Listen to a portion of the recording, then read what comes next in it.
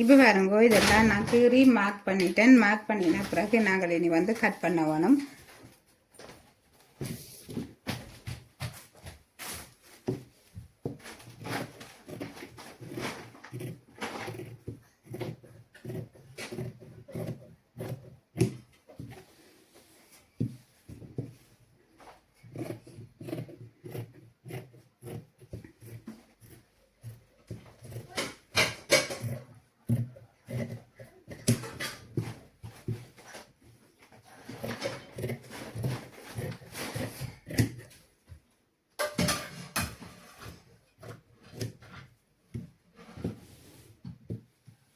நார்மலாக நாங்கள் இப்படி திருப்பி தண்டக்கூடாது. இந்த துணி வந்து அசையாமல் நிற்கிறபடியாக நான் இப்படி திருப்பி தண்டுறேன். இதே இது ஓடுற துணியண்டா நீங்கள் இப்படி வச்சுக்கொண்டு கையோ ஒரு கையோ அப்படி மேலுக்காக வச்சுக்கொண்டு நீங்கள் வெட்டுங்கள். அப்படின்றா உங்களுக்கு அதாவது துணி ஓடுற துணியண்டா நீங்கள் இப்படி திருப்பாதீங்கோ. கையை மேலுக்காக நாங்கள் வச்சுக்கொண்டு வெட்ட வேணும்.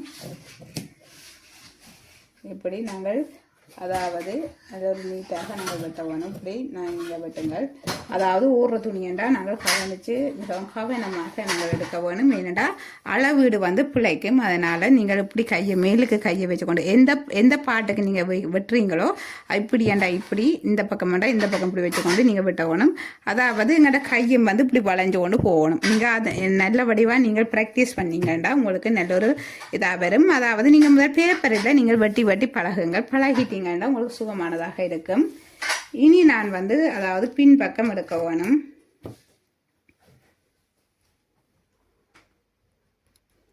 இப்போ பாருங்க, நாங்கள் முன்பகுதி அதாவது ப்ரா கட்டிங் எல்லாம் நாங்கள் வெட்டிட்டோம். வெட்டின பிறகு இதைத்தான் நான் இனி பின்னுக்கும் வச்சு நான் வெட்ட போகிறேன். அதாவது இதுண்ட ஷோல்டரும் ஆம்கோலும் ஒன்றா வரப்போகுது. அதிலையும் வந்து கொஞ்சம் வித்தியாசமாக நான் எடுப்பேன், அவ்வளவுதான்.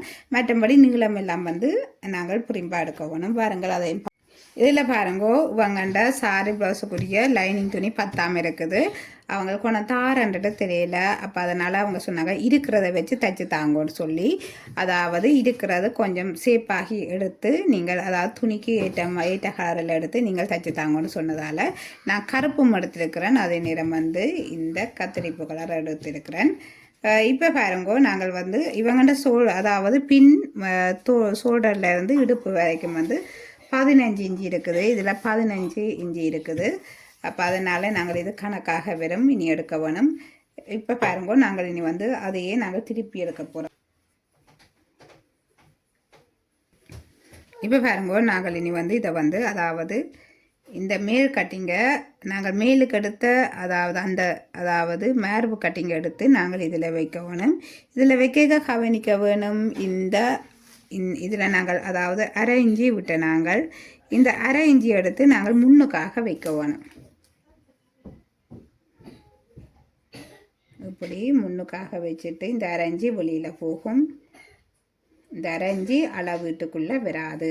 அப்போ அதனால் நாங்கள் அரை இஞ்சியை முன்னுக்காக நாங்கள் வெளியிலேயே விட வேணும். விட்டுட்டு நாங்கள் இனி கட்டிங்க நாங்கள் இதை இப்படியே நாங்கள் கீற வேணும். கீறி போட்டு அதுக்கு பிறகு நான் மிகுதியை சொல்கிறேன். இப்போ பாருங்க, நான் இந்த ஷோல்டரை இதில் மார்க் பண்ணுறேன். ஷோல்டரை இதில் மார்க் பண்ணிவிட்டு இந்த ஆம்கோலிலிருந்து அதாவது நான் இது முன்பக்கத்துக்கு எடுத்த ஆம்கோல் இதிலிருந்து அரை இஞ்சி கூடுதலாக வரப்போகுது. இந்த அரை இஞ்சியை வந்து நீங்கள் சரியாக நீங்கள் இப்படியே இதிலேருந்து இப்படி கீறி விட்டீங்கன்னா சரி.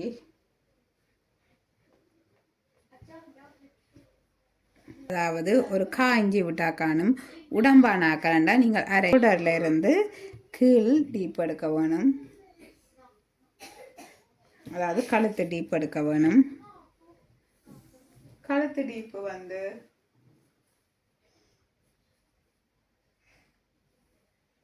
கழுத்து டீப்பு வந்து 9 இன்ச்சு இருக்குது.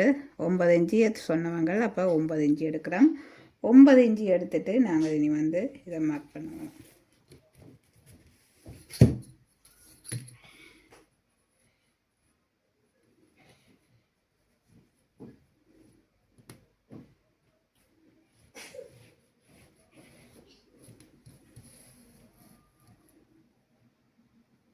ஒன்பது இன்ச்சிலேருந்து நாங்கள் இப்படி இந்த அதாவது எல் வடிவில் நாங்கள் இப்படி மார்க் பண்ணிவிட்டு நீங்கள் என்ன கழுத்து மாடல் வைக்க போகிறீங்களோ நீங்கள் அதுக்கேற்ற மாதிரி மாற்றலாம். நான் இப்போ வந்து இது லைட்டான ஒரு வீ கழுத்து மாதிரி எடுக்க போகிறேன். நான் வீக்கழுத்து உங்களுக்கு டெய்லரிங் கிளாஸில் நான் சொல்லி தந்திருக்கேன். அதாவது பானா மாதிரி வந்து வீக்கழுத்து இப்படி வரப்போகுது. இங்கேருந்து வரைக்க பானா மாதிரி வந்து இதில் வந்து வீ வரப்போகுது.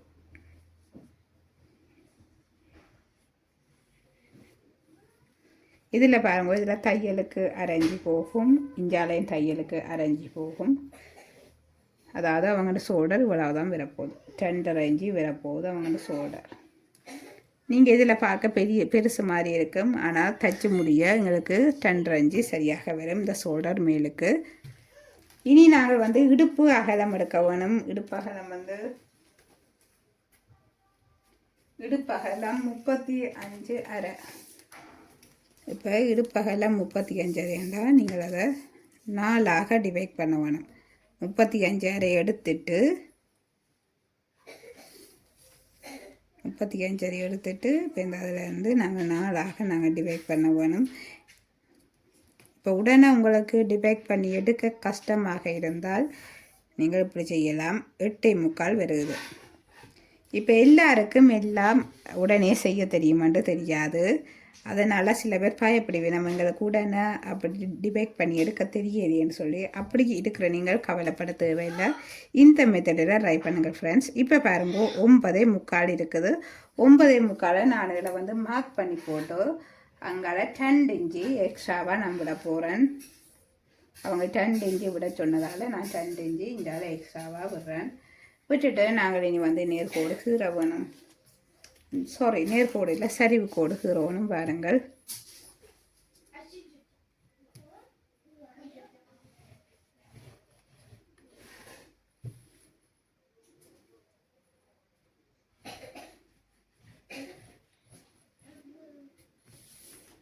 இப்போ பாருங்க, இதை நான் கீறி மார்க் பண்ணுறேன்.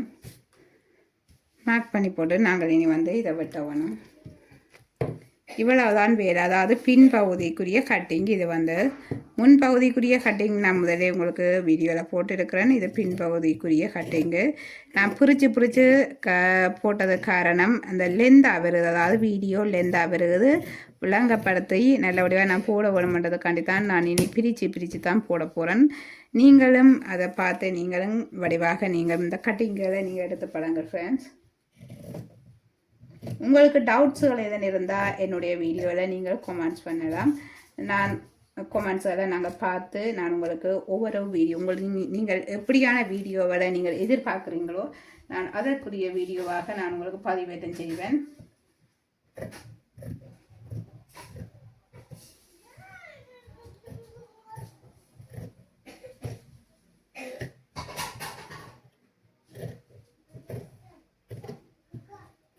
நீங்கள் வெட்டைக்கு இதை கவனித்து உங்களோட கை, அதாவது இந்த துணி மேலுக்காக இப்படி இழுப்படாதபடி நாங்கள் இந்த கையால் இப்படி வச்சுக்கொண்டு பிடிச்சி வச்சுக்கொண்டு நாங்கள் வெட்ட வேணும்.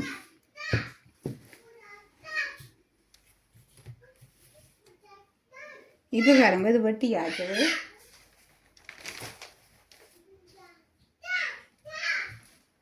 அதாவது முன்பகுதி ஃப்ராக் கப்புக்கு வர போகிற பகுதி வந்து இந்த பகுதி, அதே நேரம் பின்பகுதி இது. இனி நாங்கள் இது வந்து இதில் நாங்கள் முன்பக்க பட்டி எடுக்க போகிறோம்.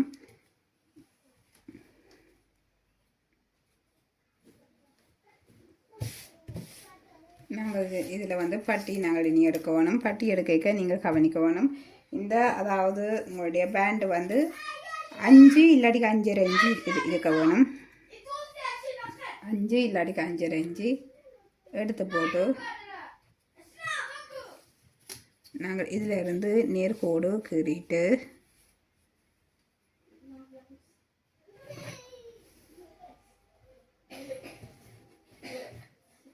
இதிலேருந்து நேர்கோடு கீறிட்டு நாங்கள் இங்கேருந்து, அதாவது இந்த பேண்டு ஓப்பன் சைட்டு, இந்த ஓப்பன் சைட்டில் இருந்து 3 இன்ச்சு எடுக்க வேணும். 3 இன்ச்சு எடுத்துட்டு அதிலிருந்து நீங்கள் 1 இன்ச்சு கீழுக்காக எடுங்கள். 1 இன்ச்சு இல்லாட்டிக்கு 1/2 இன்ச்சு எடுங்கள்.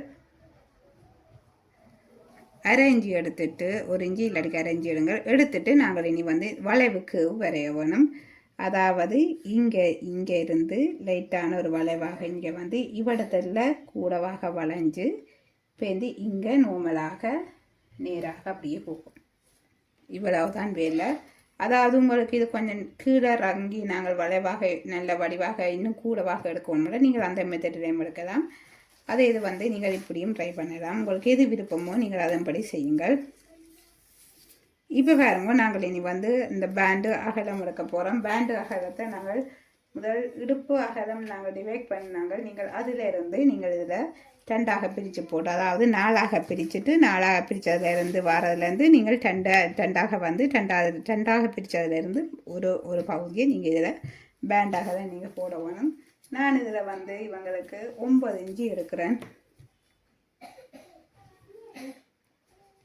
அதாவது முன்னுக்கு தையலுக்கு 1/2 இன்ச்சு போகும். இதில் 1/2 இன்ச்சு இங்கே 9 இன்ச்சு நான் குறிச்சிட்டு அதுக்கு பிறகு இங்கெல்லாம் 2 இன்ச்சு 2.5 இன்ச்சு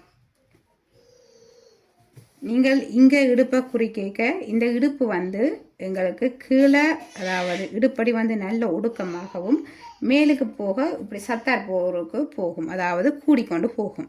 அப்படி இருக்க நாங்கள் இதில் இருந்து 1/2 இன்ச்சு நாங்கள் கொஞ்சம் கூடவாக விடுறது நல்லது.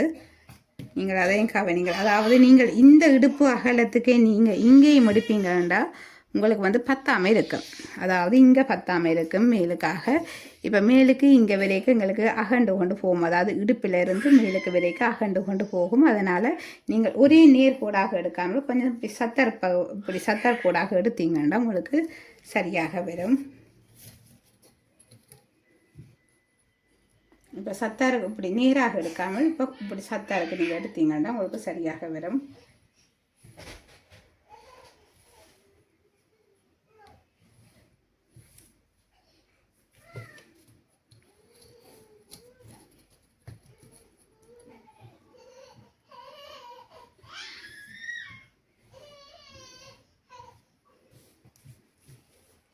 இப்படி தான் வரப்போகுது. நாங்கள் இதை கட் பண்ணுவோம்.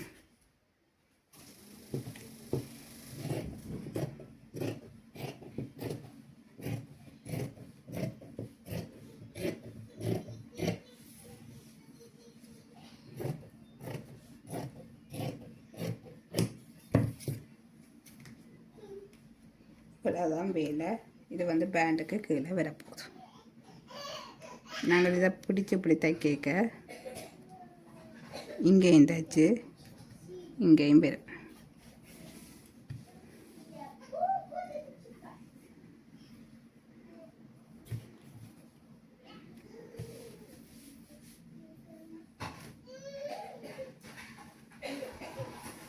இது 2வது பகுதி. அடுத்த பகுதி 3வது பகுதி கை வெட்டி தைக்கிறத நான் சொல்ல போகிறேன். இது 2வது பகுதி.